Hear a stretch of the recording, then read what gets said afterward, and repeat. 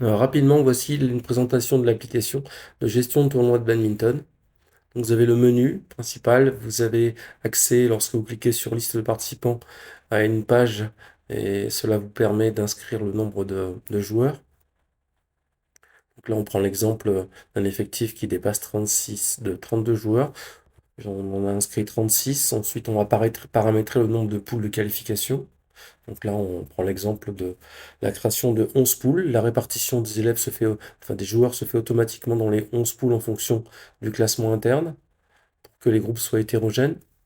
Une fois que les résultats reviennent à la table de marque, les poules sont terminées, les matchs sont terminés, vous pouvez saisir sur le formulaire de saisie euh, chaque résultat pour chaque poule, classer chaque élève donc du premier au quatrième, si ce sont des poules de 4, leur affecter un nombre de points à chacun.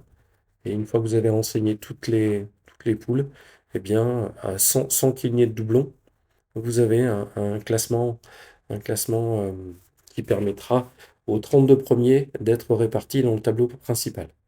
Le tableau principal se présente de la manière suivante, avec un formulaire de résultats, de saisie de résultats. À chaque fois, vous avez le joueur 1 contre le joueur 2. Donc le premier joueur, s'il est déclaré gagnant, et vous mettez victoire. S'il est perdant, défaite. Et si vous avez fait une erreur dans la saisie d'un match, vous revenez sur le match en question et vous cliquez sur Reset. Vous avez les touches de raccourci pour aller plus vite. Lorsque vous sélectionnez un match, il se colore en vert. Lorsqu'il est saisi, il se colore définitivement en rouge. Vous pouvez bien sûr les modifier. La phase numéro 1, c'est les premières phases, c'est les 32e de finale. La phase numéro 2, les 16e de finale. Phase numéro 3, les huitièmes, puis les quarts, les demi et la finale. Pour le tableau principal et le tableau secondaire, puisque chaque élève, après sa défaite, est reclassé. Quand vous avez terminé, eh bien, il vous reste à saisir aussi les résultats de la consolante. Vous aviez 36 joueurs, il vous en reste 4 en consolante. Vous créez une poule de 4 grâce au formulaire, rentrez les informations, les saisies, et vous avez le résultat final du classement final en cliquant sur le bouton classement final. Vous avez la possibilité, grâce à cette application, alors vous avez une deuxième formule possible si vous saisissez 32 élèves, ou moins d'ailleurs, 32 élèves et que vous voulez éviter les poules de qualification.